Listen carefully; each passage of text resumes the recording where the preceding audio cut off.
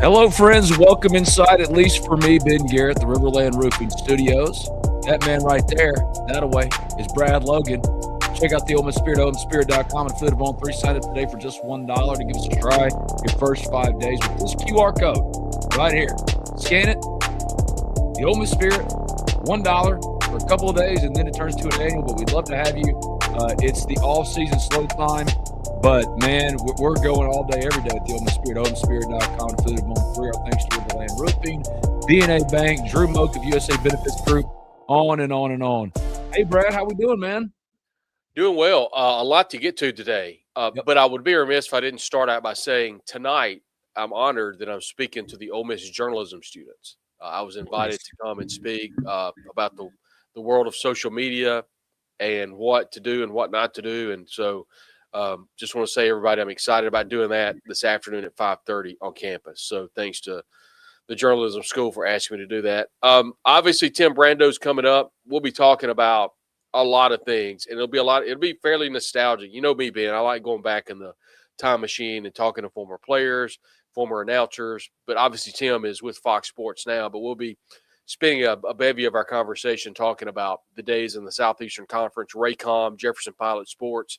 We'll talk about that 2008 SEC basketball tournament in Atlanta when the tornado came through. And we'll talk about all of his years working and covering the Southeastern Conference, the Tim Brando radio show. I've been working on this interview for quite a while, so excited that Tim has been able. We've been able to coordinate in his travel schedule with our recording schedule. So excited about that today. And also, Ben, I know we'll talk about at some point Ross Zellinger and what the NCAA is doing, and we'll get into that about the world of tampering and how they're wanting to, get a much more forceful arm of the tampering violations that are allegedly happening throughout the world of college football. So definitely something that we'll talk about later on today. And, a lot to get to today in regards to Ole Miss with baseball getting cranked up, undefeated. Cannot wait to talk about this baseball lineup and kind of what your thoughts are on what's working and maybe a couple of things that need to be tweaked. Yeah, the baseball team's 8-0, got Southwest Missouri State tonight or this afternoon at 4 p.m. Central Time for the midweek.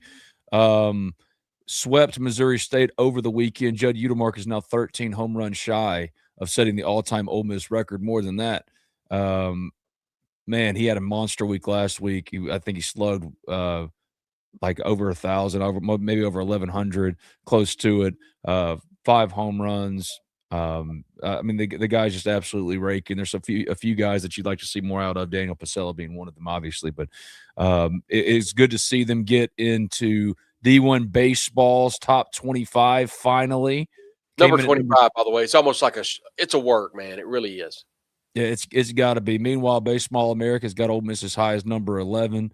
I think that's more emblematic of where they are, where they should be, and kind of how they played to this point. Pitching staff's been really impressive, especially behind Hunter Elliott. You know what you're getting there, but Cade Townsend and Will Libbert both have flashed already for Ole Miss, so it's an exciting team, and certainly want to give them their credit and their shine as baseball season, with basketball being what it is, and women's basketball, they're on a 2-game losing streak, but they're going to the tournament. Probably not going to be an NCAA tournament host, but yeah, it's nice to see baseball get off to a tough start, or a good start with such a tough schedule, knowing what's coming in front of them and looking like not only do they belong, but that teams are going to have to, come knock them off. It's a team that's built for Omaha, in my opinion, and we'll see how it plays out over the course of the year. Talk of champions again, Ben Garrett, Brad Logan, the Ole Miss Spirit, OleMissSpirit.com, that QR code on your screen. Scan it today. Join today for just $1.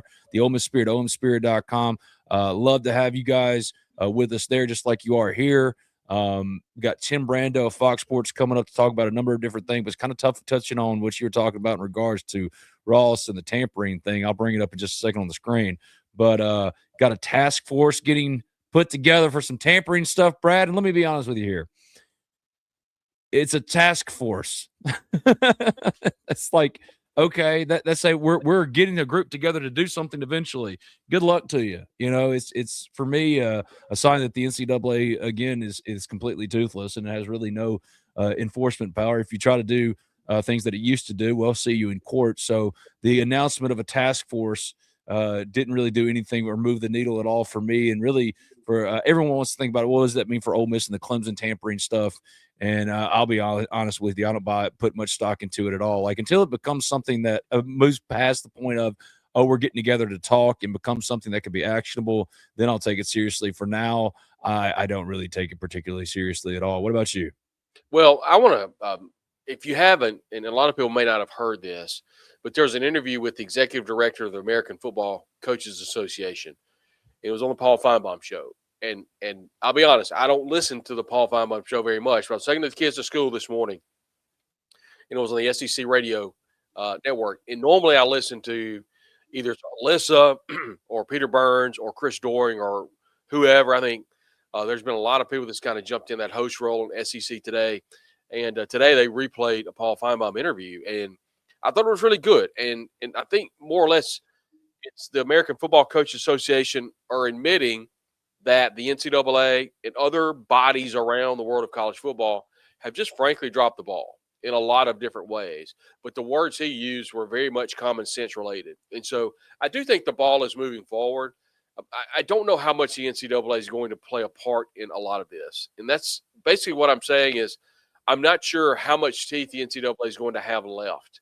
It feels like this is one decision from a la Greg Sankey, Nick Saban, a football czar, if you will. I've been kind of beating that drum for a couple of years now. It feels like it's a governing body, one governing body, whoever that is, stepping up and making a long-term decision about the world of college football. And I really think we're closer to that than we ever have been before. But, Ben, I want to allow you to kind of walk us through what Ross posted. Essentially what I said earlier, it was the crux of it was we, the NCAA, understand that there's a tampering issue, and we are going to have more teeth in our penalties. Is that kind of the gist of what you gathered from that? If even that, really, again, when you get down to it, it says the NCAA staff is working with a quote infractions modernization task force to expedite the process of investigating potential rules violations for tampering. So essentially, it's a commitment to look into it with an unidentified within an unidentified amount of time. So it's just more emptiness for me from a governing body that has no real power. But certainly, when you see that with like the catchword of tampering in there, that's going to draw you and make you question, well, what does that mean for Ole Miss? And for right now, nothing. It means nothing. It's a task force that might be formed. So, yeah, I'm with you. I think the further and further down the road with the NIL era and the pay for play, all of it that we get here, there's going to be a new governing body eventually. I don't know what it's going to be, who it's going to be. Maybe it's called the NCAA. I don't know. But all you're seeing right now is the NCAA flailing like it tends to do more often than not, and especially when it's lost control of not only the narrative, but of its own enforcement power. So I'm not really putting much stock into it. It's a promise or commitment to do something or look into things eventually. It's a lot of word salad for much of nothing, and I don't buy it all that much, to be quite honest. I just don't buy much of anything the NCAA is trying to push at this point. They've never been more feckless or more, there's never been a lesser threat than they are right this minute. You know what I mean? Right this second, in the year of our Lord 2026, February 24th, here on Talk of Champions, powered by Riverland Roofing, B&A Bank, Drew Moak of USA Benefits Group, College Corner, Built Different Fitness. We're thankful for all of y'all. And, of course, the Ole Miss Spirit. Go over to the Ole Miss Spirit, OleMissSpirit.com, affiliate of 1-3, sign up today for $1 with that QR code on your screen. Just scan it. Join us. Talk. Join in the conversation. We'd love to have you. It's to me, it's a much ado about nothing. It's a prototypical all-season story. It looks good. It reads good. It aggregates good. But ultimately, what does it mean in terms of application? Very little, if quite honestly, nothing at all right now, right? I mean, tell me where I'm missing the boat here. No, it just feels like the NCAA feels like that it didn't. Whenever the news began breaking, the Dabo press conference, if you will, it felt like the narrative around the world of college football didn't have the teeth in what the NCAA wanted it to. And it feels like they're kind of trying to bring this back up to have a little more teeth. Some people have posted that this is the NCAA being mad about the Trinidad case, so it's just going to try to go in on. I think that's just really digging too deep into this. That's two separate entities. And by the way, other people that have correlating between the Joey Aguilar case and the Trinidad Chambliss, those could not be further from the truth, further different from each other. You've got Trinidad Chambliss who's just looking for a fourth year to play ball. That was it. And he just wants to be granted that fourth year, in which he was. Joey Aguilar's like, I want another year to play ball, and I don't really have a really reason why. And of course, we know now. And also, by the way, Charles Bediako appealed the decision, and that ruling came back fairly quickly that they're standing up. So 2-0, Charles Bediako will not be playing basketball for Alabama. So that's the recent rulings of the NCAA. We'll have Tim Brando in here in about 5 minutes. Be sure and shoot those questions to us in the chat. We'll be glad to ask Tim about that, who keeps his ear to the ground in all things college football and college basketball. And so we'll get into a lot of topical things. We'll also talk about some historical things that Tim was a part of back when the SEC network was Jefferson Pilot Sports, which was the unofficial SEC network with Buzz Baker and Dave Neal and so many others, Tom Hammond. And three Daves, Dave, yeah. Dave, and Dave. Yeah. Dave Baker. Also, Larry Connolly, who was a big guard for the University of Kentucky, was a part of that package for Jefferson Pilot's basketball coverage. It was so much fun. And now you look back 20 years ago and it seems like it was yesterday. So we'll get with Tim in just a little bit, but yeah, the legal end of college football that's kind of where the world is right now. We'll see what happens if there's an appeal process with Aguilar and that sort of thing. So, but I do feel very good about where Ole Miss stands with this Trinidad case. I do too. Well, the Trinidad thing is done. It's done and done and done. There's nothing for the NCAA to, I mean, even if they appeal, it's going to go to the Mississippi Supreme Court, and you got 6 or 7 justices sitting on that court that were Ole Miss grads. Let's stop playing. You know what I mean? It'd be even more of a home field advantage for Trinidad Chambliss than it was with Judge Whitwell in Pittsburgh, Mississippi. So I'm just like, the Trinidad piece is done. The question really for me is, what, if anything, the NCAA will be able to do right here and now, or in the short term for the long term, in regards to tampering. And quite frankly, I just don't see it. I don't see it. I agree with Aaron there in the comments from Ross's tweet, man. Good luck with that. Not sure why anybody actually cooperates with a non-law enforcement entity in an investigation. Exactly right. And Ole Miss, the days of exemplary cooperation from Ole Miss and others as well, those are done. And I'm with old memes. It's essentially the NCAA saying we're going to start enforcing the rules eventually. They don't even know what their rules are. And like, when those rules get held up against the backdrop of an actual court of law and legalese, they don't hold up very well, right? Like they don't hold up very well. And of course, William says the NCAA actually threatened to take IU's trophy away. Anyone know about that? Well, they're already saying, well, if we go back and find anything during the time of that contention window that turns out to be violation, we can retroactively punish you, which is comical. And again, see you in court. Good luck with that. And it's interesting, though. You know who that's based around, right? That's based around Lewis Moore, who played 1 year at Ole Miss, then transferred back to Indiana, and as a super senior. But like, I think it's all silly, like the eligibility questions in general. Isaiah Hartrup, for goodness sake, just got his 7th year at Ole Miss. You know what I mean? Like, it was interesting that they took Trinidad Chambliss as far as they did, to let alone then have like come out and say, well, we're going to do something eventually. It's showing more and more the fecklessness of the NCAA. The legend himself, one of the greatest SEC commentators, play-by-play men, analysts, for my money, the voice of my childhood, 40 years young. It's Tim Brando. Hey, Tim Brando, how we doing? Hello, gentlemen. Great to be with you, and thanks for having me. So I wanted to start with a little something.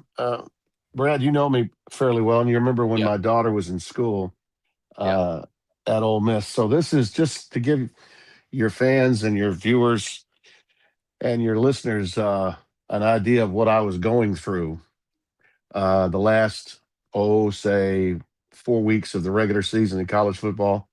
Imagine that your oldest daughter is a Tiger, and your youngest daughter is a Rebel, and they each root for the other teams until they play one another. So to say that it was a tumultuous time at Chateau Brando would be a bit of an understatement. Okay, Yeah. I may have been out of the SEC since I left CBS and went to Fox, but I live it and I live it every day. So I am always in touch with what's going on, even though I'm not calling games in the conference any longer. So I thought I would pass that That along is to you. September that is 19th is not going to be a great day for Chateau Brando. Well, it's a good. The good news for me is I'll be working a game someplace else. So Yeah, my you won't have wife to deal just with had Terry has to deal with it. So the fallout is all with her. That is that like because that was the whole messiness. I ain't got to tell this to y'all, but like the whole messiness of the exit and thing. I mean, it hit everywhere, man. Like it extended Oh, even to yeah, Chateau Brando with a house big time. divided. What was Yep. your now with some time to spare to think about it and to kind of see how everything went down? Like where have you landed on how it went down and all that kind of stuff? Well, look, Lane controlled all of it. I mean, he did, and in the aftermath of it, and I do think, like anything else, fellas, with time, that old saying about time healing wounds, I do think that'll happen. I do think over time that'll happen. The emotions of it all were such that in real time, there are a lot of people from Louisiana that were not happy with me because I could not help but but tell them what I felt was the truth, and the truth was this is a guy that doesn't just burn bridges when he leaves; he napalms them. Okay, sort of the coaching answer to Keith Olbermann. Every time Olbermann left a place, even ESPN on on three different occasions, he absolutely blasted them. Hell, and he was not only was he so liberal and so off the charts, whacked out to the left, he managed to even piss off his bosses at MSNBC, and he went after Hillary Clinton of all people. What he just couldn't get along. He just couldn't get along. Well, I mean, in college football, ultimately, that's kind of what Lane's career path has been like. Now, don't confuse the political part of that. Okay, I'm not saying Lane is like Keith Olbermann, but I'm saying when everything ends so terribly, it's such an awful separation. That's kind of what Obermann's MO was as a broadcaster, and he's an incredibly talented guy, very, very intelligent. I mean, I never wanted to do Sports Center, but he and Dan Patrick together made Sports Center a franchise. I mean, they did. Uh, but the bottom line is you can be really, really talented, you can be really great at something, but if you cannot find happiness or peace within yourself anywhere, and to this point he's not, then that's another issue that you just have to kind of deal with. And the folks down in Baton Rouge are all excited, and they got their guy, and they sort of like the idea of being the most hated team outside of Louisiana in college football. That fan base down there digs it, and that was the thing that really set a lot of people off in my home state when I said that. I said, just get ready, because this is a little bit like being a San Francisco Giants fan when everyone knew Barry Bonds was cheating. The Giants people, I mean, they loved him. I mean, they loved him, but it didn't matter to them that everyone else thought that this was really wrong, what was going on. That's why fans are short for fanatic. They're going to see what they want to see and not listen to whatever they don't want to listen to. So that's the nature of it. But I tried to explain it on a show shortly after he exited, and at the height of the going back and forth between fans on social media, which I really do get a kick out of. My son-in-law, who is a plastic surgeon down in Hattiesburg, just finished his residency at UMC and started his own practice. Joined a practice down in Hattiesburg. John Sullivan III, John Magruder Sullivan's his name. He and my daughter met at Ole Miss, married. He went through med school at LSU in Shreveport, and then started his residency about 7 years ago. Finished it up back in the summer. and he's really, really a sharp guy. He couldn't stay away from it. He got back. He got going with people that were LSU fans about it. So this isn't just your normal fodder. Okay, this is affecting people that normally would never react on social media. But if it got to him, it gets to everybody. Okay, and so I tried to explain it to some of my friends, many of them in media actually, that I've mentored, some that are down there. I said, "Do you remember how you felt when Saban took the Alabama job?" And they would say, "Yeah." And I said, "Okay." And I remember I tried to tell you then that, hey, he took a job. It didn't work out. If he had been smart enough to get Breeze, as opposed to listen to the doctors and go with somebody else, he would have never left Miami. He probably would be winning a Super Bowl, just as New Orleans did. I said, but I mean, the job at Alabama opens up. How can you blame a guy for taking that job? I mean, my God. But, LSU fanatics did. I mean, the whole state just grew to hate Saban. And I'm thinking, this is the guy that began the golden era of LSU football, an era that lasted through two other coaches, really. Okay.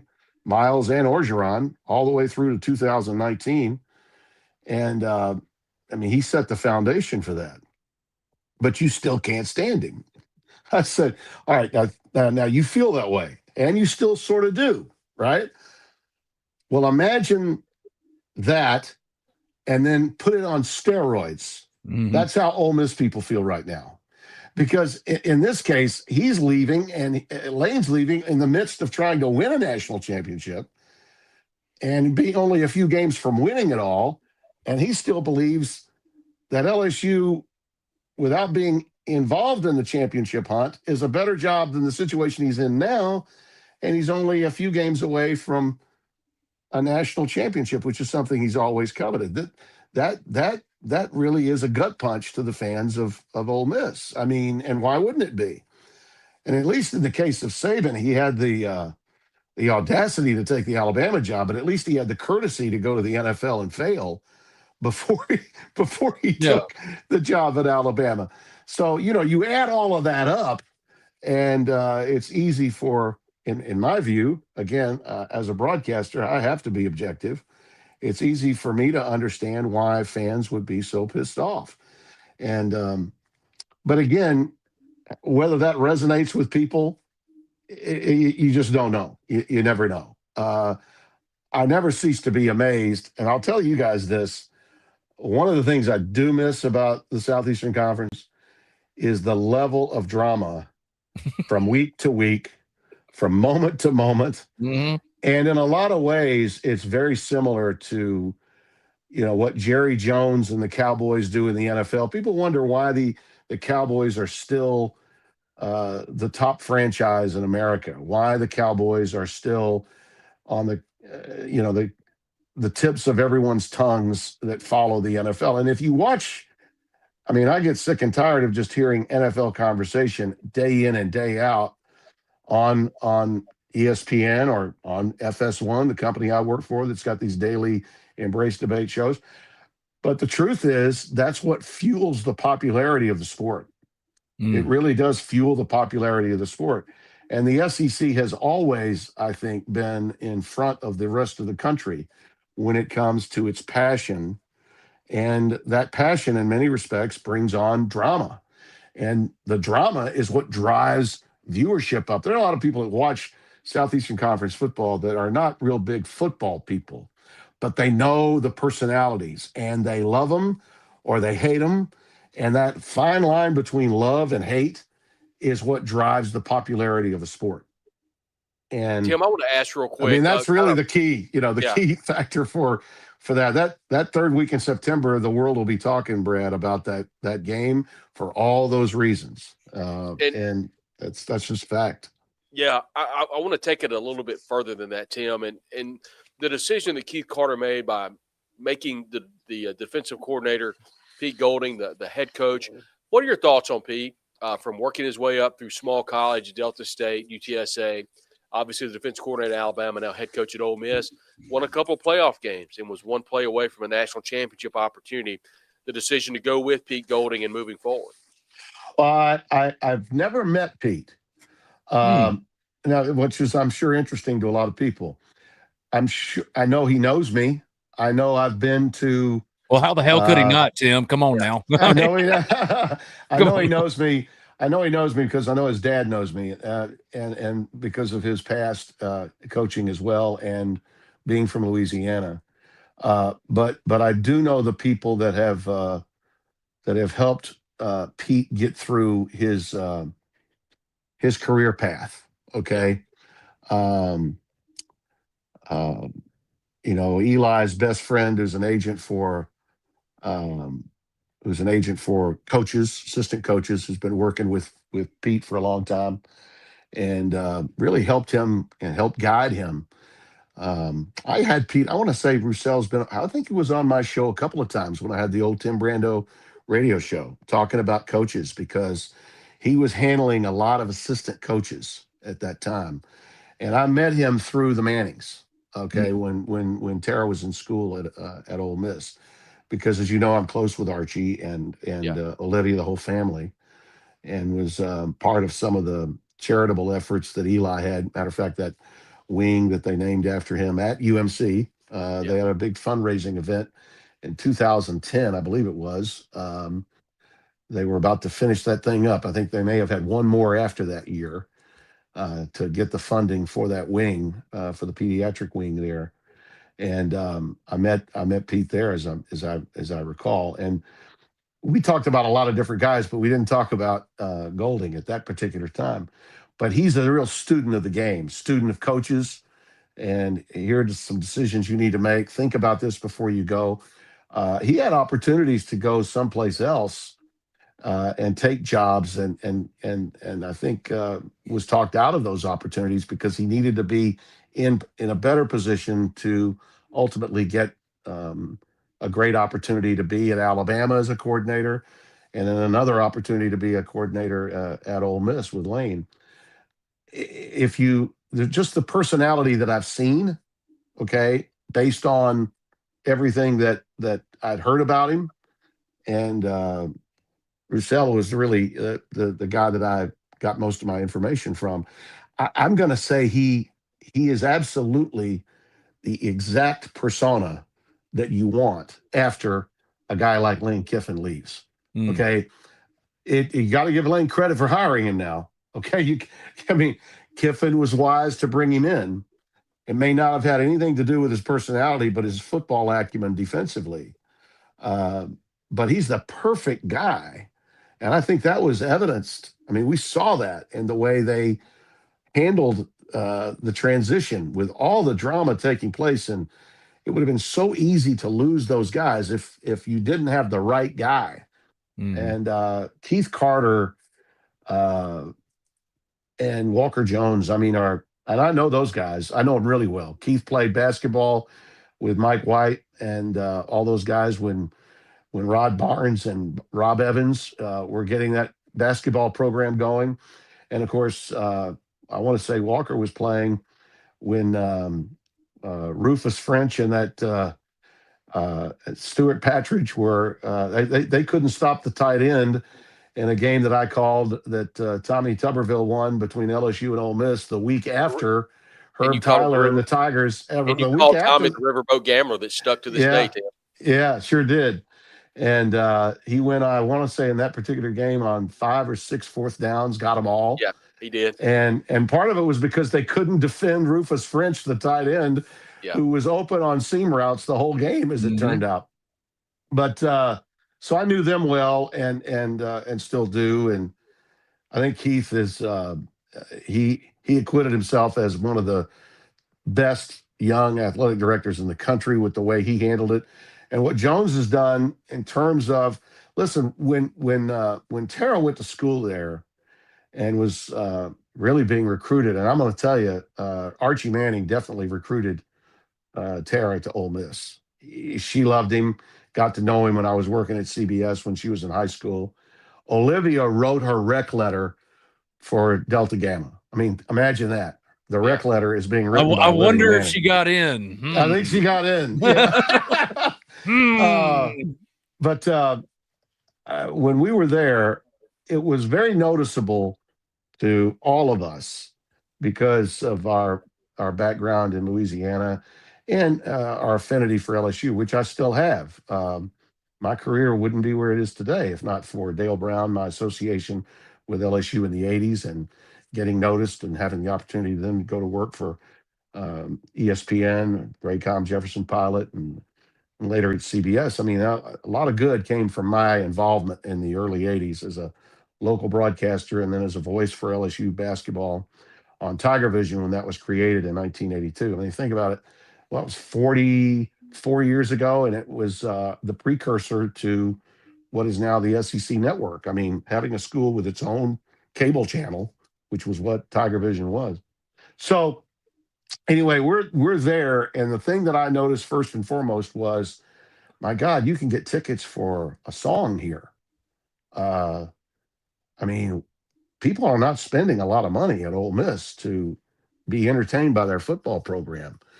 Things were, I mean, I would have thought on the SEC level that Ole Miss would have been very, very competitive with LSU in terms of what it costs for this, what it costs for that, and it really wasn't. I think a lot of times maybe the economy had something to do with that. The size of the school, which you got to remember now, 2009, 2010, what was the enrollment there? About 14, 15, 16,000 maybe at that particular time.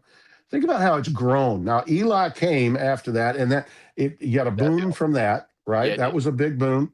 And then shortly thereafter, it kind of got rolling again, but it went away, and then it came back, and more success followed. Houston had 2 Cotton Bowl wins back to back during 50 that years. time. And he'd tell you over and over and over and over.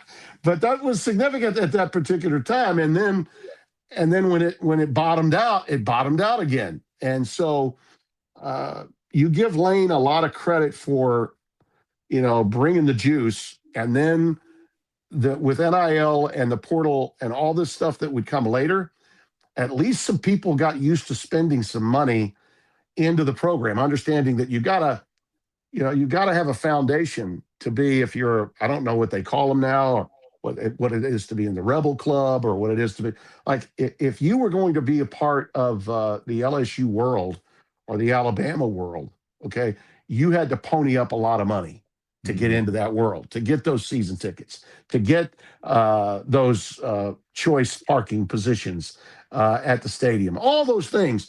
Ole Miss was really behind in that area at that particular time. And now you look and you see, okay, Lane is still king of the portal, but who was second in the portal? Ole Miss was. To be on the doorstep of where they are and where Alabama has been, and Georgia, these are huge steps financially. And I give Keith, and just, let's face it, being an athletic director in a lot of ways is a fundraising position. Okay, it's a fundraising position. And to have Walker doing what he's doing to go along with that, I mean, the infrastructure that is in place now at Ole Miss is so good, and so far advanced to where it was when Tiffany and John left in 2013. She graduated in 13, and I think John was a year later. And to see what's happened then in the last 11, 12 years is pretty amazing stuff. So long term, as we move forward, I think that the feelings towards Lane will change because he played even there. I think it'll change because he was the rocket fuel, okay, to help bring those people out of the woodwork that always had the money to give back, to invest back into the university, but maybe weren't spending it as much. There's a lot of old money in that part of Mississippi. A lot of old money that people weren't spending because they didn't have to, and now they are. And that's the ultimate, to me, the ultimate takeaway. But boy, oh boy, the immediate future, it's going to be hell on wheels, and it's going to be a lot of fun to watch. Mm. Tim, you know Yeah. the nostalgia part of college athletics, the pageantry of it. You have an appreciation that Yeah. I kin to Keith Jackson, and you tell a story as well as anybody. But I'm not telling you or anybody else anything that nobody doesn't already know. I go back to Mhm. the days of Jefferson Pilot sports, and I'd love to talk about that '08 SEC tournament that you, along with Yeah. Joe D. Jr. and Buzz Baker. But Yeah. your days at Jefferson Pilot, I've had the privilege of talking to so many announcers back then. I have such an appreciation for Tom Hammond, Larry Conley, and the entire crew of that basketball crew of Jefferson Pilot. Take me back to some of the days of Jefferson Pilot, specifically that '08 SEC basketball tournament. Well, I tell people all the time, Brad, you when you sign up to do live sports television, you don't know what you're going to get. You really don't. And where the game's being played and what the environment is something that you cannot control. It's what differentiates live sports television from anything that's taped or anything that's being done in the studio. All the years that I was at ESPN, we began College Game Day in 1987. It was a great time. I got a lot of experience and valued experience from those moments, but I always was having an out of body experience wanting to be at the games. And when I left ESPN and started working at both Raycom, Jefferson Pilot, but also, and some of your fans, I know, baseball fans, I was also getting to work with this guy right here, Ernie Johnson Sr., Oh, doing dude. doing baseball games with the Atlanta Braves in the mid 90s, 94, 95, 96. Got a World Series ring out of that. And Pete Van Wieren, yeah, Ernie yeah. I didn't know Johnson, you worked Skip. with them, Tim. I Well, never knew no. that until today. Well, you weren't getting Fox Sports South, Yeah. or you weren't watching those games that were on Sports South.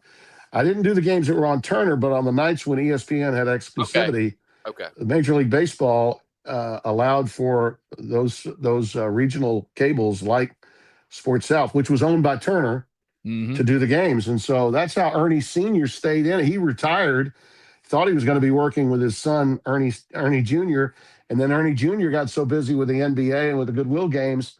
I still joke with Ernie Jr. that I'm actually his father's bastard child. I he wound up having to work with me instead of his son. And Ernie Jr. is my age. We're the same age. I'm 69. I turned 70 this Friday. Happy early birthday. Yeah, Oh yeah. thank you. But getting to do the Hawks and the Braves and then the NBA playoffs on Turner, but specifically doing the Raycom and Jefferson Pilot football and basketball was just awesome for me because I wasn't missing any of the college stuff that I loved, but I was growing as a broadcaster, and being part of both the NBA and Major League Baseball was huge for me. Mm. But that night in 2008, to get back to your specific question, was unlike anything that had ever happened in my career. And I've had a couple of things happen since then that reminded me of it, how you have to change the tone of the broadcast and how you have to kind of take off the sportscasting hat, turn on the news hat, and cover a live event where what's going on with the weather or the climate and in the world outside the arena becomes of greater significance than the game itself. It wasn't quite the Al Michaels World Series moment with the earthquake hit, but it was about as close to that as a broadcaster could get, Yeah. particularly at an indoor environment like that. And when McHale Riley hit that shot, that That's it. three-pointer to send that game, which became known as the Miracle Three, we had no idea that there was an F1 tornado that was outside hitting the top of the Georgia Dome, but it was, and that's why the scaffolding and the standard bearers and the gondola above us was shaking, moving, and we had that long delay. But it became clear that the teams needed to come out and finish and the fans needed to stay in the arena because they were much safer there than they would have been if they had walked outside on Peachtree Street because it looked like a war zone out there. I mean, it looked like the DMZ, how bad it was. It was really funny because we were staying at the Marriott Marquis, which is about 6, 7 blocks away from the Georgia Dome. And you would have never known that anything hit. There was no power outage there.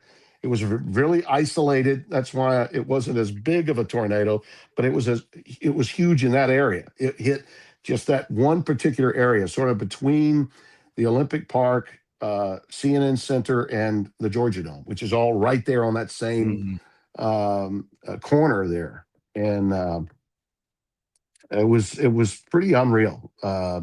We were on the air for a full hour after it happened, waiting to finish the last 3.5 minutes of the overtime. And then we had to be on the air for about another 45 minutes while they determined what they were going to do with the last game, which was Kentucky and Georgia, which was the quarterfinal game to be played that night. And when they decided to not play the game because the structure itself was in trouble, there was water coming in areas where we didn't need it. And there was another storm cell that had tornado-like activity within it.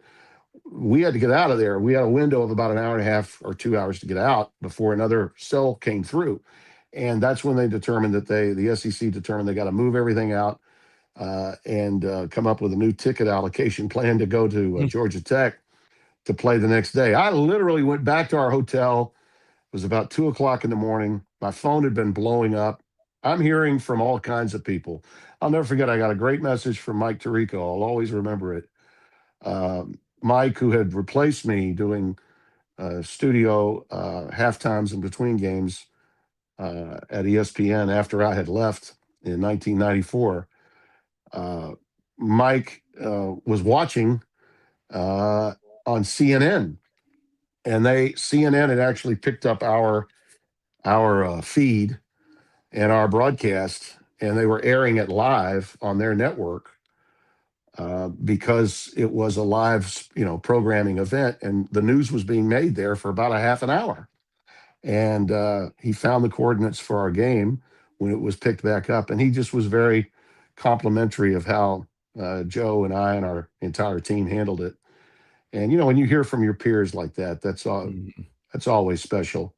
But I got back to my room, did not know what we were going to do the next morning. I was scheduled to do the Georgia-Kentucky game because Joe and I had the nighttime session, and Larry Conley and Tom Hammond had the daytime session. So they would do the next game when the next round started.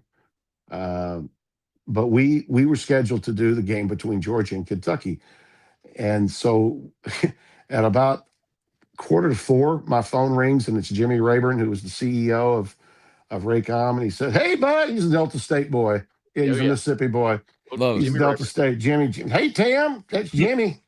Said, "Hey, you gone to sleep?" I said, "Well, just kind of dozed off just now." "Well, you're not going to have too much time. You got to get up, get over to Alexander Memorial Coliseum. We'll need you there about 10 o'clock. We tip at noon." I'm like, "Oh, God, okay." "All right, Jimbo, I'll be there." And what was wild about it was it's Georgia, Kentucky, and then to have Georgia, pull off the unthinkable, beat them.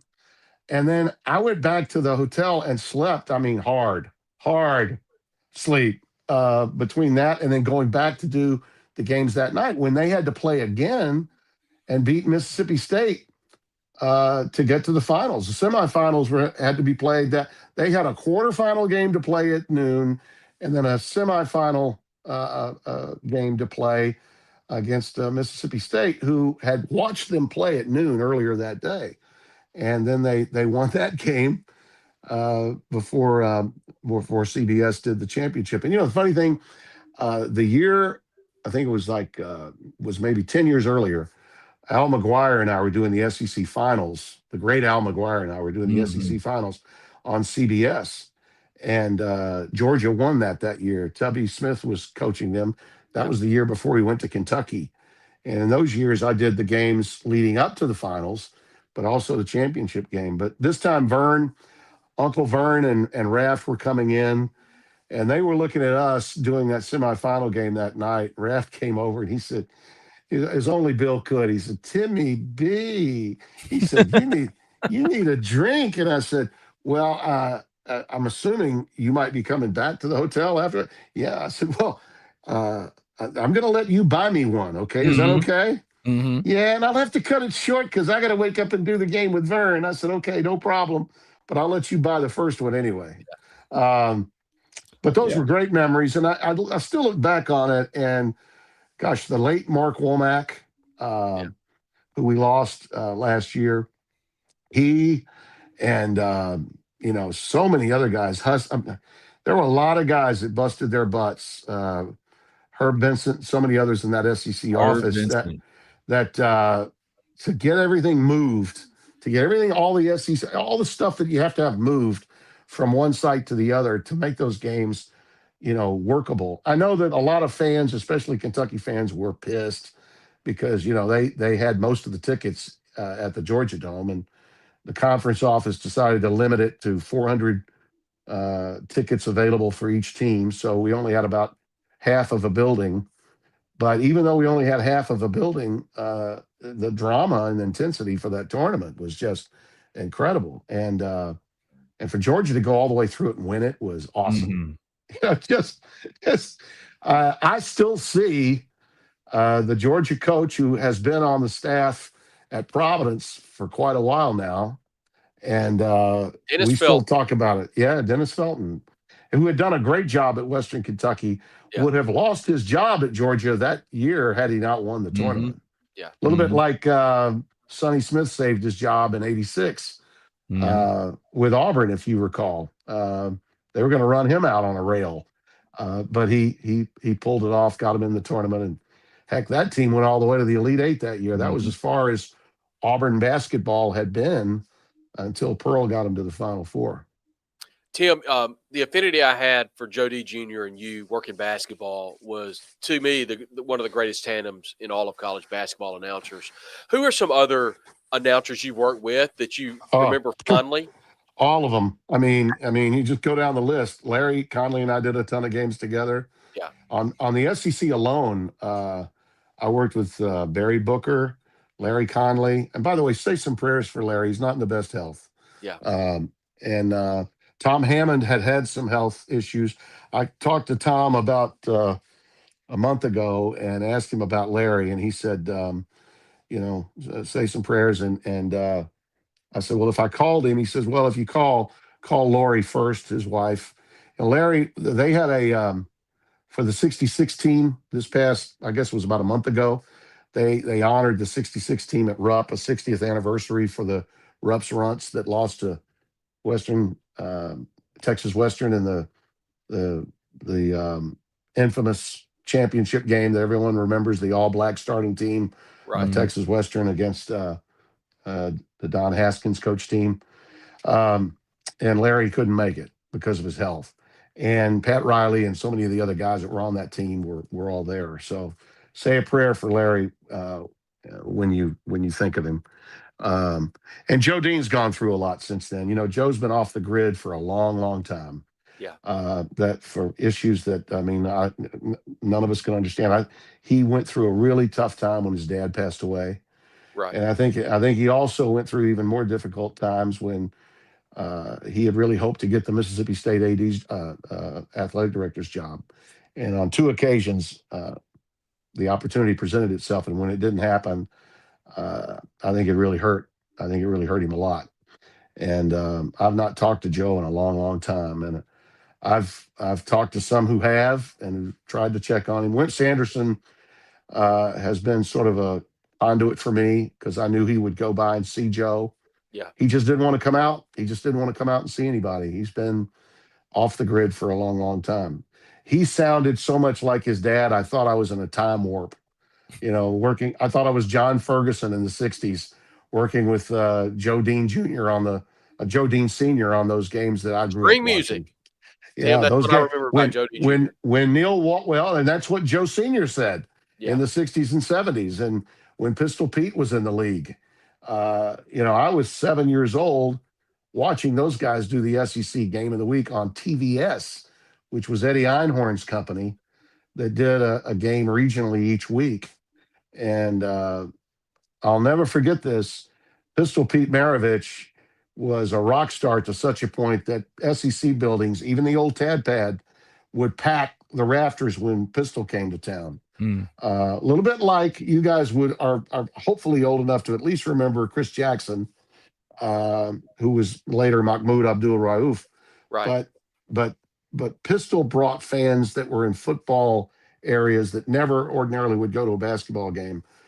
He did that, and I was 11 years old in 1967. I went to the John M. Parker Ag Center. My uncle was a publicist for the Exxon Motor Oil Company, and my dad, of course, was in television here locally in town in Shreveport. And he called his brother called him, and he said, "You got to get Tim down here to see this kid, Pete Maravich." And he says he's unbelievable. He's the greatest show on earth, and you got to get him down here. I went down and watched the freshman game and a varsity game between Auburn and LSU in winter of 1967, and I saw him go for 67. And in the freshman game, remember, freshmen were not eligible until 72. So in 67, I'm thinking I'm going like to a high school game, and because I'd gone to a lot of high school games when I was young. Guy that lived across the street from me was a all-state basketball player at Fair Park High, which was my high school. And I went to see all of his games. And so the JV would always play, right, early. Then the varsity comes out. And, of course, the great players that were on the JV team would come back out and play on the varsity game. And the ones that weren't great didn't get to play with the varsity. I didn't know about a freshman rule. Maravich goes for 67 in the freshman game, and LSU wins like by 5 points, like 78 to 75. He had 67. Okay, 67. And the game ends. Everybody's going wild. The LSU wins a close game. It's the freshman game, packed at the John Parker Ag Center. And then I'm like, okay, I'm going to run and get some popcorn. Right? You smell the popcorn in the foyer. You go in there. You get your popcorn. You come back. Everybody's leaving. Everybody's leaving the arena. And I'm like, where's everybody going? And my Uncle Perry said, Tim, the show just left the building. And I'm like, Yeah. What do you mean? He's coming back out with the varsity, isn't he? No, Tim, they don't allow that in college basketball. I'm like, oh my God. We were not going to leave though. I'm like, I still want to watch this game. My question was the quality of the product, did it drop off precipitously for the significantly, yes. Okay. And the crowd went from, I don't know what the capacity was at the Ag Center, probably was something like 9,000, maybe 10, and it dropped to like 1,500 to 2,000. Yep. For the varsity game. But those days watching John Ferguson, the golden voice of LSU football all those years, he worked with Joe Dean Jr.'s father, Joe Dean, Mr. Converse, and those guys had great influence on me. And then, when I went to network television at ESPN, my first game was January 5th of 1985, and I'm working number 2 Duke against Virginia on January 5th of 85 with Dick Vitale. And the rest is sort of history. I worked with Raftery on a Villanova St. John's game right after that. All that, sort of tipped off my career. And when I wasn't doing ESPN games, I was still living in Baton Rouge at that time, freelancing, working for anybody that would hire me, like a lot of young guys have to in our business. And then when they moved me to Connecticut in 86, I had to give up the Raycom and Jefferson Pilot for like 3 years because I was exclusive to ESPN. But when I re-upped and moved home, built my dream home here on the golf course in Shreveport, I was able to start doing those games again when I wasn't working at ESPN, because I was an independent contractor that had a really good deal with ESPN, but I could work for other entities as well. And that's when I cranked it up and started working all those games that people saw on Saturdays on Jefferson Pilot. And a lot of them were Ole Miss games and Alabama games and Mississippi State games. And a lot of Ole Miss Vanderbilt at 11 a.m. on Saturday. Yeah. But you know what? Those football games now, to look at it from a football standpoint, consider this now. Every game wasn't televised back then. Yeah. So you had the CFA afternoon games on CBS, which in those days, College Football Association, was basically a deal with all of the conferences besides the Big Ten and the Pac-8 at that time, which later became the Pac-10 and the Pac-12. They were part of the whole Rose Bowl Big Ten group. But you had the ACC, the SEC, the Mountain West, the Big Eight, and Notre Dame were all games that were available to the CFA. So the SEC many times would be on CBS in the afternoon with Musburger and Ara Parseghian or something doing the game. Then you had the primetime SEC game, which was also a CFA game. They didn't get the SEC every Saturday night, but most Saturday nights. And Ron Franklin and Mike Gottfried were doing those games, which meant that Radio Row, as he was called with the LA Raiders, Dave Rowe and I would be doing most weeks the third biggest game in the Southeastern Conference. And that game would be on at 11:30 Central Time, 12:30 Eastern. Well, it's the golden era of watching Ole Miss football. I don't care. But let me tell you that those games were giving them the most exposure in the South that Ole Miss and other schools had ever gotten. And there were weeks, by the way, when it would fall a certain way. I got, for instance, in the 3 years I did it, which was 95, 6, and 7, I got to do Georgia, Auburn, LSU, Florida, when Spurrier was number 1. I got Florida, Vanderbilt, when Vanderbilt almost beat them with Danny Werfel in 96. I did Peyton Manning's last home game in Knoxville. I did the beer barrel game between Kentucky with Tim Couch and Peyton Manning in late November. You know, when you had Leach running the offense for Hal Mummy. I mean, some of the most memorable games that you could think of. Just the names alone are what are like firing me up. You said Hal Mummy. I'm thinking of Woody Woodenhofer. Don't get me going, Timmy. Do you know that game? I'll tell you that Vanderbilt game. And by the way, in '97, I actually had started working games for did my first NCAA tournament with CBS in '96, and then in '97 I started doing about half my schedule was CBS, even though I wasn't full time with them yet. Half my schedule was CBS, and I did the Fiesta Bowl that year when Donovan McNabb and Syracuse took on Michael Bishop and that great Kansas State team that could have won it all. God, I love Michael the following Bishop. year. But at that particular time, the Vanderbilt Tennessee game was a CBS game, and flew into Knoxville with Archie, and it was about Woodson and Peyton winning the Heisman at that point. And Peyton had thrown for like 500 and gazillion yards against Kentucky the week before. So Woodson's playing Ohio State. That game's on ABC. We've got Vanderbilt playing Tennessee, and Woodenhofer's defense, he had Corey Chavis, he had good players.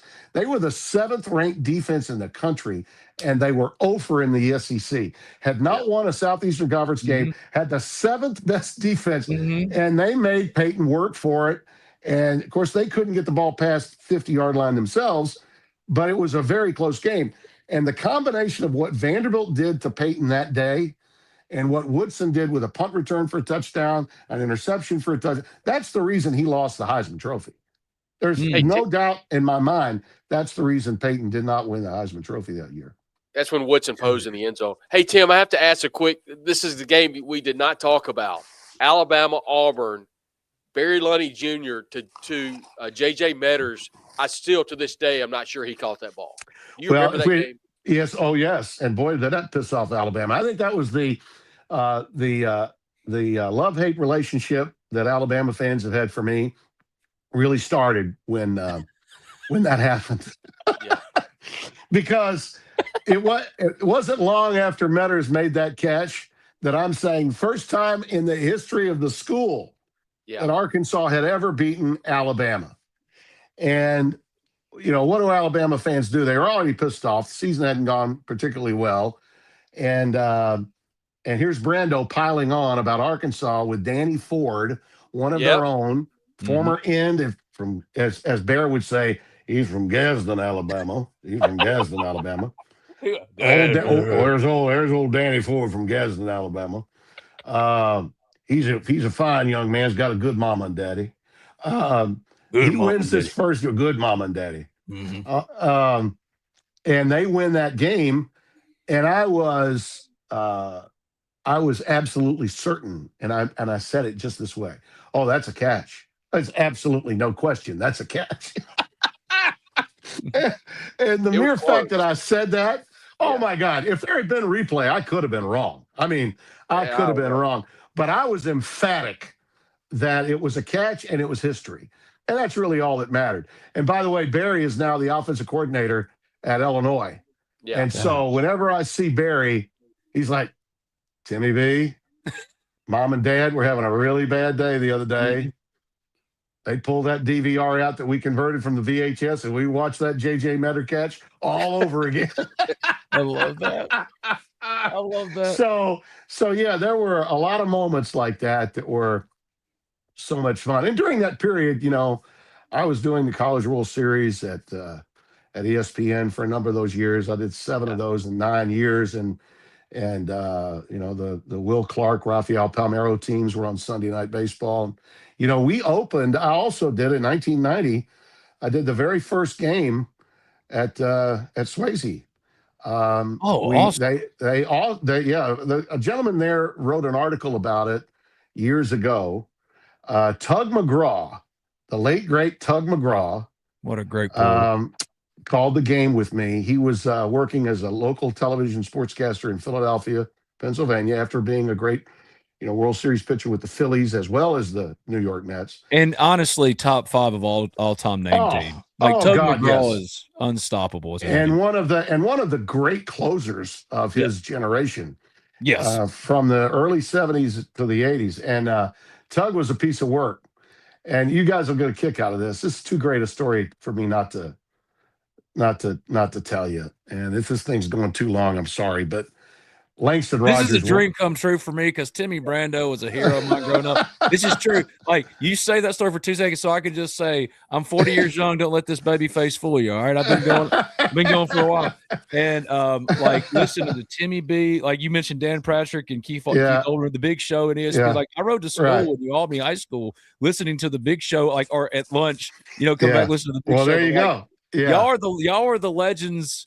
Everybody else is celebrating, like Michael Vick and all these dudes playing great football. I'm talking about the guys that are staying in the game. You know what I mean? And Timmy B, you were one of them, man. Well, thank you. I was doing the same thing with the announcers when I was a kid. I cared more about who was in the booth than I did who was on the field. Mm-hmm. Kurt Gowdy, Dick Enberg, Jim Simpson, Jack Buck, Ray Scott, all those guys. I'm just like you. I'm just like you. Keith Jackson, when it comes to Tim Brando, Rafferty, Dan Patrick. That. I could go on and on, brother. But anyway, the idea here was we were going to get the major league contract for baseball at ESPN in 91. So what they did with college baseball was they would take guys that they were really auditioning for MLB jobs the following year and bring them out. Ray Knight and I did quite a few games. Tommy Hutton, who was a great broadcaster in Toronto, did quite a few games with me. And also, in this particular case, it's Tug McGraw. Well, Tug really didn't want to do Major League Baseball on ESPN. He already had a great gig in Philly, but he took the opportunity to come down to do that particular game because it was going to give him an opportunity to see his son for only the second time. His son lived in Rayville, Louisiana, and was a junior at my alma mater, Northeast Louisiana, which is now ULM. His son had a bunch of cassette tapes of country music that he wanted to play for his dad. And like I said, it was only the second time that they had ever met. And it was one of those, oh, by the way, spring training flings that Tug had. And he had a child that he didn't even know existed. And that child happened to be Tim McGraw. And Tim came to see his dad. He drove over from Rayville off of I-20 and then picked up 55 going up through Mississippi to get to Oxford to see his father. So Langston Rogers, as always, in those days, the SIDs would always take the network people out for dinner. During football season, it would probably be over to the athletic director's house or the president's house. Okay. I went to Warner Alford's house or Kayat's house many times. Okay. In the early days of television, TV was a big deal back then because every game wasn't on, right? So we get in town and Langston's like, well, look, I can't. It's baseball, but we're going to take you to Old Taylor Grocery. And he told I knew about Old Taylor Grocery because I'd been there, but Tug hadn't. And I kind of prepped Tug for what it was going to be like. Hey, they bring you a bunch of catfish. You can get some potato salad. That's about it. Maybe some pork and beans if you want them, but just save yourself for the fried catfish. And for God's sakes, don't do the fillets. Get the good stuff, where you can eat the tails. Tails are so good. And he's just lapping all this up. And Tug had all these great stories to tell. He told some that I can't repeat. Of course. Now, we get through with the meal, and Langston is being a gracious host. And then we leave and feel like we've got the gout. I mean, we've eaten so much, all that fried food. Yeah. Get back into the parking lot of what would be the hotel now that's got the coop at the top. That was a Holiday Inn. Okay, that was a Holiday Inn that was in the square at Ole Miss. And in that parking lot, he forces Tim, his son, who's this really shy, he looked just like his dad, so you knew that they were, but he was pretty quiet that afternoon and night. And then he pulls this cassette player out and cassette tape and says, Tim, play a couple of those songs for Timmy B here. Play them. So he played a couple of them. And I just listened in that parking lot to two incredible songs. And he says to me, what would be your recommendation, Tim, to my son? I said, well, I left early at Northeast because I had a job I couldn't refuse to. I had to leave because I had too many opportunities to make some money. I had to go. And your future's a hell of a lot better than mine. You need to get your ass to Nashville as quickly as possible. And that turned out to be the Tim McGraw, who within like 2 or 3 years is one of the hottest acts in country music. And of course, that was before Faith and Tim got together and all that. So fast forward, right? I'm doing the Tim Brando radio show. It's like 2000, whenever the movie came out, when Blindside came out. You remember that? 2008. Yeah. Okay, so I'm doing the Tim Brando show, and I'm doing it right here in my study because we weren't on television at that time. CBS wasn't carrying it, but I've got him on my show. And, of course, I knew Sean Toohey well because I covered him in the SEC, and I covered him at Ole Miss. He's right in my wheelhouse. He and John Stroud and those guys in the Albany, Mississippi native John Stroud, baby. Fire me up. All those guys. I mean, they had good players now. Ole Miss, they had really good. A couple of guys played in the NBA that were on that team. And they surprised Georgia, beat Dominique in the SEC championship in '80. Well, this is all while I'm just getting my career started down in Baton Rouge. And I called a couple of the Tiger. They were on Tiger Vision. I was doing the games. So I knew him. And now the Blindside's coming out, and the production people are lining up hits for him to come on different national radio shows. Well, my show was a national show on Sporting News Radio at that time, and I'm on the hit list for Tim to come on as one of the co-stars of the movie. So Tim McGraw is scheduled to be on my show. But, it's one of those days where he's hitting about 100 of these. He's going to be on like 100 shows. And the publicists are going, okay, this is Tim Brando, and then after that you'll go to be on this show and Jim Rome and whatever, right? So the first question I asked Tim when he came on to promote The Blind Side, I said, so Tim, I know you got a lot of these to do today, but I have to ask you. I've done a few of these to promote what's coming on my network from time to time, so I'll just ask you this. When you saw my name as one of the radio shows you got a hit, what did you think of? And he said, Ole Miss. Let's go. I was about to say he needs to like give you like Ole Miss. he needs to give you like a producer credit to kick, like, you know what I'm saying? We're Yeah. getting him started, but still, hey, I'll take that. We'll take that. That's hilarious. Ole Miss. I said, yeah, I thought so. He says, I said, anything you remember about that day? He says, I just know I was sweating when we pulled that cassette recorder out. Yeah. Oh, that is so those are all true stories. And it was just an unbelievable time. And I'll say this is one I've got to tell you. It's a little racy, but I got to tell you, in the game, because Tug is Tug, all right? And anything could come out of his mouth. He had no filter. It was one of the reasons why he was smart not to do live broadcasts, okay? Because anything could come out of his mouth. God. We're doing this game, and this Kentucky pitcher, Ole Miss is playing Kentucky. And Kessinger, by the way, was on that team. Oh, wow. The son of yeah. And of course, when we bought our condo, who do we get the real estate? Kessinger. So I contributed to their mighty empire of. Wish I'd never sold that place. By the way, God, I get the money you'd be making now, Timmy. I should have held on to that condo. God, I should have held on to that condo. Anyway, yeah, Keith was on that team. Keith Kessinger was on that team. So we're doing the game, and this left-hander is bringing it for Kentucky. And as I said, it's the very first game being played at that baseball park. So it was a big deal for Ole Miss at the time. And Sunday night baseball had done a lot of Mississippi State games through the years, never been to Ole Miss. So it was kind of a big deal just for the school.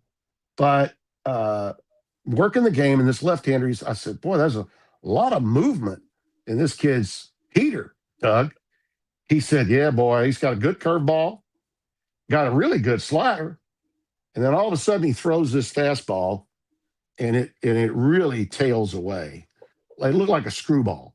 Okay, just had so much. And as I call the pitch, he says, right there, Timmy, do you see that? I said, yeah. He says, that fastball, that thing's going about 95, 96. But that's what we call, in the big leagues, that's what we call a Bo Derek fastball. I said, I'm like, I couldn't help myself, right? I said, now you got to remember the movie 10 had come out maybe 10 years earlier, but it was still, everybody knew who Bo Derek was. Right? I know who Bo Derek was. Everybody knew who Bo. So I'm like, I play the straight man, and I'm like, so exactly what is a Bo Derek fastball? And he says, Timmy, that's a fastball with a nice little tail on the end of it. Yep. I'm dying. I'm hitting the talk back switch to my producers, and I'm like, this is 1990 now. I'm like, hey, fellas, I mean, Doug doesn't give a he doesn't give a damn. Nope. But shit, I got a career to protect. Now that'd barely be a blip. Everybody would be like, yeah, Doug, we agree with you. Oh, that's so funny. It's a Bo Derek fastball. You're an absolute legend. Thank you for coming on this show today with me and Brad Logan. This has been Talk of Champions. I want to get you out with this. When all that stuff went down with Lane, the host stuff, my guy, Tim Brando, came out and doesn't know me from Adam and was like, say, hey, Ben, keep doing your thing. You were an encouragement. You still are. Man, you were, like I said, coming into the start of the show, man, you were the voice for so many like me who associate like the best golden era of college football, Ole Miss football. We remember listening to Tim Brando. Wow. All the others. So like this was a true joy for me. I wanted you to know. Well, I appreciate that. And, Brad, you were one of the really, really hospitable first folks that we got to meet and know when my family came to Ole Miss. And by the way, I don't know if you know. I saw the cup multiple times. Yeah. Ole Miss Dad. I got it right here, pal. Ole Miss Dad. I love it. You can be you can fall in love with a lot of different places, and I'm here to tell you that I've been in love with LSU for a long time, been in love with the Southeastern Conference a long time, but Oxford's a special place, and you don't ever forget it. And my daughter's time there was some of the happiest times of her life, And I tell people this often. The friends that we made, I mean, we would come during the summer when school was out. That's a great time to be there, actually. School's out of session. It's Come to chill. Oxford and just hang. Mm-hmm. Call my boy Dessler over at the library and say, hey, can you get us a tea time? Mm-hmm. Let's go, big boy. And we'd play. And the friends that I made, Brad, you were one of the first to step up, as you actually did a lot to help Tara get.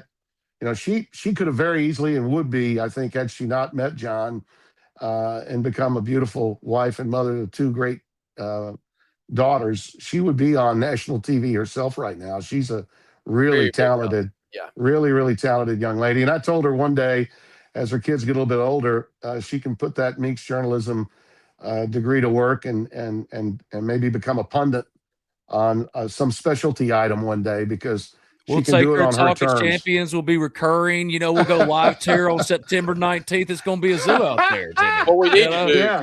Tiffany is as talented as anybody as well. And that's we my need oldest. Tiffany and Yeah. Tara. Yeah. We need Tiffany and Tara on the show to kind of go back and forth. They're both very talented, wonderful people. Great.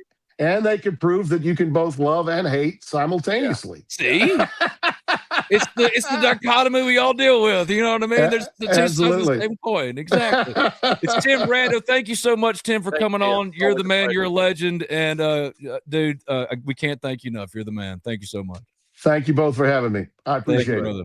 That's Tim Brando, an absolute legend, one of my personal legends. And, that was really cool. Thank you for setting that up, Brad. And good to talk to him. I've been trying to work through that because he's got a huge basketball schedule, and he's like, man, I want to come on, but we've got to work it out. And so I was glad today we were able to do it on his birthday week. So really good guy. It's a shame I couldn't get him to talk. I got a text from Chuck, at the very start, I asked one question and it went for almost 20 minutes. He said, yeah, you asked him one thing, but he can go. I told you. I have a whole sheet of questions. I got to 3. Yeah. And we still got, that just means we got to get Timmy back on because, man, kind of live, dude. He was dropping names that, to this day, I still revere for being the very best in the business, and among them, Tim Brando. And that doesn't mean a lot to a lot of people, but it sure as hell means something to me because, man, I wanted to be Tim Brando. I wanted to be Dan Patrick. And I'm not them, but I'm doing a version of it, my own version of it every single day here on Talk of Champions. So to be able to have that conversation with him was really cool. On Thursday, Brad and I will be back. Sean Padula, is that lined up? I'm finalizing that, yes. Right. Got to get all the time worked out. So efforting Sean Padula for Thursday. He's recently signed a 2-way contract with the Clippers, meaning he gets to split time between the NBA roster, the active NBA roster, and the G League. Has been absolutely balling out, man, in the G League. So good for Sean. Hope to get him on. Working on getting Jake Schoonover, Ole Miss special teams coordinator, on. A lot of other guests we're working on. Sudu and I will be back for Talk of Champions tomorrow at 10 a.m. Central Time. Zach and I are going to do a podcast, Brad and I. So we took the day off yesterday, just wasn't feeling it. There wasn't a lot going on, but right now, after that Tim Brando show, I'm fired up for the rest of the week too, to see what we can come up with, because Brad pulling that one out of his hat and letting us talk to the man was really, really cool. Support the Ole Miss Spirit, omspirit.com, an affiliate of On3, by scanning this QR code on your screen. If you're a new member, you can try us out for 5 days for $1 before it charges you for an annual sub. So scan this QR code. Join us at the Ole Miss Spirit. After we get done here, that's where I'm going. Brad's there whenever he can get around to it. He doesn't post nearly enough, in my opinion, but he is there. I'm there. Chuck, Jake, Bradley Sal, who texted me yesterday, he's got to come back on the pod too. He's in Dallas now. So many things coming. It's the off season, and men's basketball is not good at all. But baseball is 8-0. Coach Joe, women's basketball are barreling towards the NCAA tournament despite having lost 2 straight games. A lot of good things are happening right now. So while it's the off season for football, Timmy Brando keeps it in season, and baseball keeps winning, and onward we push, man. So thank you, Brian. I enjoyed that, man. Thank you for setting that up. Seriously.